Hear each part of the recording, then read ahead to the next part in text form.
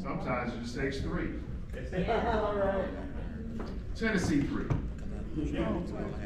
Now, I got a chance to actually be on a panel with them at Russ College.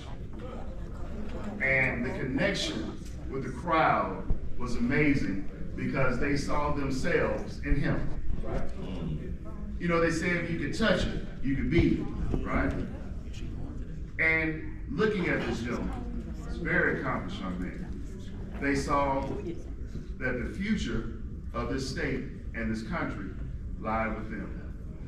When I tell you he got that unruly crowd under control, because he demanded them to pay attention. He called their attention and then he was able to teach to the crowd. Ladies and gentlemen, let me bring to the microphone at this moment, Justin Pearson.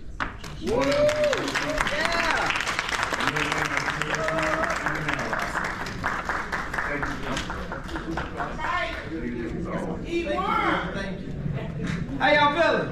Hey, I know it's morning, but in our district, we do this thing where I say, who fired up?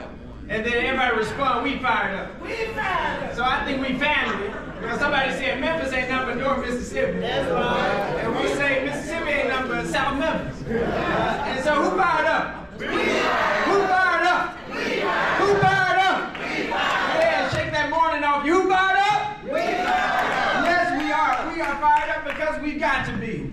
We're fired up because we've got to be for such a time and a moment as this that requires our participation in this democratic experiment that for too often has been in jeopardy by the people who have misused their authority, their positions of power in order to take away our rights, to take away the future that we know each and every one of us deserves, and those who are yet unborn deserve. We are in a moment in time where we've got to be fired up because history has called us for such a time as this. It is called for us to stand up, to speak up, to not fall back and to not fall down in the face of injustice, in the face of white supremacy, in the face of racism and misogyny. We've got to be fired up. And I'm just here straight off the plane from Memphis to tell y'all I'm fired up with you. Because I know that in this moment there are a few things that we have to reclaim in order that we win this election, but not only that we win this election, that we carry this administration forward with the vision and the values and the version of America that we know we deserve. That's right. And there's some other folk on the other side of the political spectrum who got a different way and different ideas about the way things should be going. They got a different vision for America. See, we've got a vision for America that's rooted in these famous words, we the people. That's right. In order to form a more perfect union, do what first? Establish justice.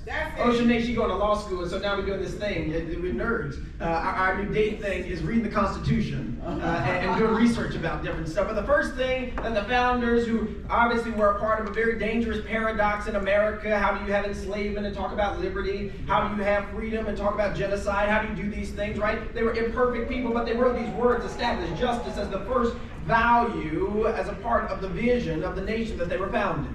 And I believe that in this moment, in this time, we have to reclaim the vision of America that really does mean we the people. And it means all of us. It means all black folk and all white folk, all straight folk, all queer folk, all able folk, all disabled folk, all rich folk, all poor folk. It means all southern folk, all northern folk, all western folk, all eastern folk. It is a vision for America that means everybody's in and nobody's out. That's right. That we have to reclaim in this moment in time because there are some people pontificating a different vision. And we have to believe in the values of our democracy. When those words again were written, that we hold these truths to be self-evident, that all people are created equal and endowed by their Creator with certain inalienable rights, and that among these are life, liberty, and the pursuit of happiness. We've got to mean it, y'all. Yeah. We've got to mean it for who we are and the values that we espouse in order that they might become the realities that we live in. And y'all know this ain't the way it always is. That's it. We from the South. Yeah. Proud of it, 7th generation Tennessean, but my daddy folk from Marks, Mississippi.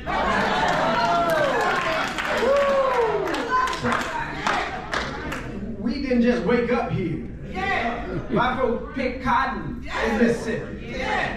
Shed blood in Mississippi. Escaped Mississippi.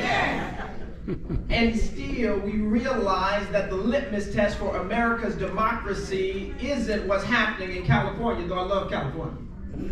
Not what's happening in Massachusetts, Ocean City, California. Not Massachusetts, though I love Massachusetts. It's the South. Yes, sir. If the South does not progress, America does not progress. If the South does not have justice, America does not have justice. If the South ain't free, America ain't free. And we see their values in our states.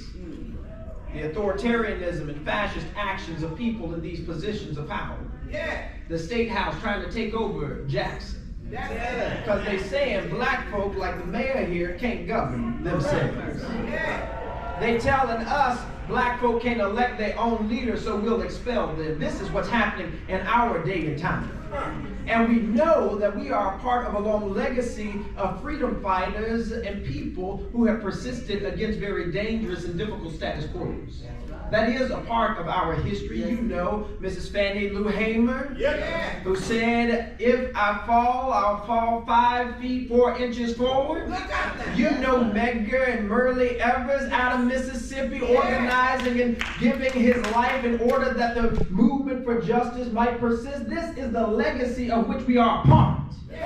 And there are people that are trying to tell us that we need to fall back and sit down and be quiet and shut up and be complicit. Because they've got a version of America. They wrote it down. These people, they are as intelligent as I think they are.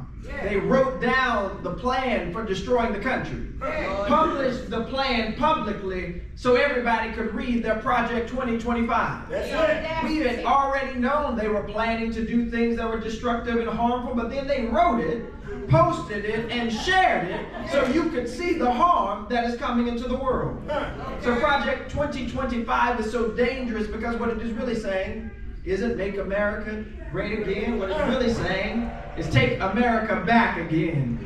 What it's really saying is take America back when black folk wouldn't be able to sit next to white folk at lunch counters. What it's really saying is take us back to women not having the rights that they deserve to have as women and we're not considered equal. What they're saying is take us back to a time where black folk couldn't lead and couldn't run cities because of white power and financial infrastructure that would prevent them. What they are writing is a version of America that is about taking us back.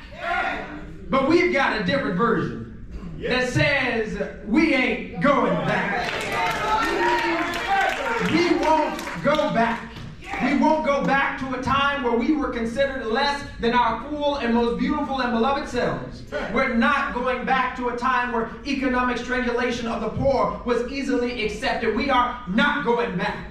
We're not going back to an America that does not view us for all of who we are, does not give us the rights that we deserve, does not make our states and our cities and our counties the best places that they can be just because of the color of our skin. We got a message for Trump and Vance. We not going back. And so from Marks, from Jackson, from all of Mississippi and Memphis and Tennessee, the South is rising up because we're not going back. The South is standing up because we're not going back. The South